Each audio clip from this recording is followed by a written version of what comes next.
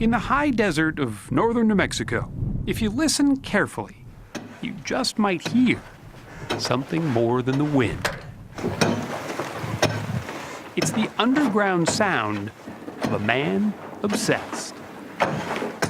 His name is Ra Paulette, who for the past 25 years, with only his dog for company, has been scraping and shaping New Mexico's sandstone into man-made caves of art.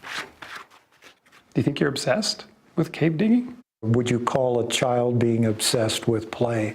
You wouldn't use that word obsessed. You know, when you're doing something you love and are drawn to it, you want to do it all the time. So this is sort of the cave staircase, huh? Yeah. He calls them his wilderness shrines, massive in scale, poetic in their design. If his work takes your breath away, well, that's just what he hoped it would do. I see this as an environmental project. I'm trying to open up people's feelings. So you call this one what? I call this the tree of human kindness. This small opening pales in comparison to the cavern he's dug inside. How long did this take? Close to 900 hours. 900 hours? Yeah. You wanted, though, the sense of sort of being enveloped by a tree. Yes. He sees himself as a magician, playing with space, both big and small, who creates what he calls the cave effect. It has a lot to do with the juxtaposition of opposites. The sense of being underground with light streaming in. The intimacy of being in a cave, yet the columns end up very large, sometimes 30, 40 feet high. He has no degree in sculpting. He's not a structural engineer, and he's not an architect. He's simply a man who found his passion.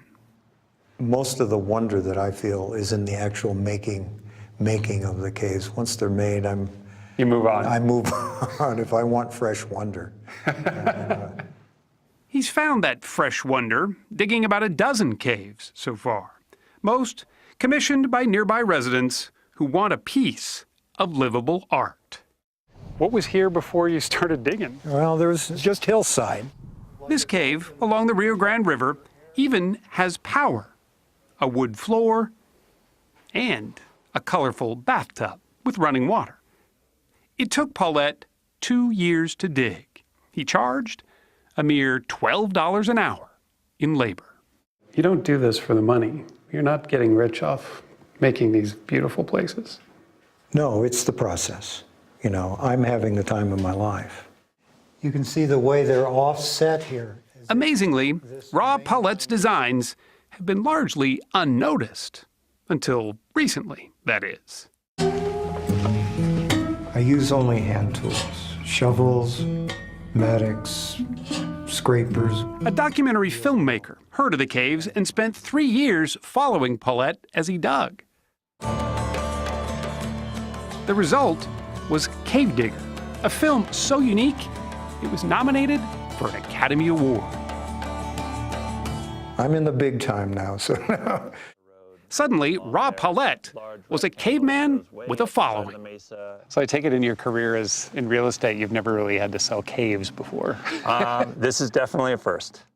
Realtor Tom Abrams is now selling 2 of Paulette's caves, along with the 200 or so acres around them, for close to $1 million.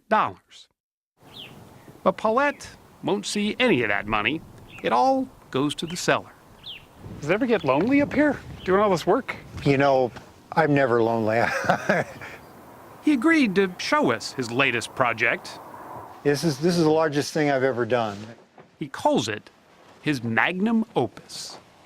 I'm taking all the things that I've learned in all the other caves over the years and finally getting an opportunity to experiment with gilding the lily. His plan is not only to just carve, but paint these sandstone walls, creating what he hopes will be a healing retreat, a community gathering place, complete with a waterfall. Half this room is going to be a pool. Oh my God. And they'll be seating around the bottom. At 67, he'll be well into his 70s before he shares this cave with the world. He hopes those who come here will find in its solitude what Ra Paulette already has, a sense of peace and purpose. If there was one simple thing you wanted people to take away from being in one of your caves, what would it be? At least a moment or a length of time in which they had a deeper feeling and deeper understanding of themselves and life.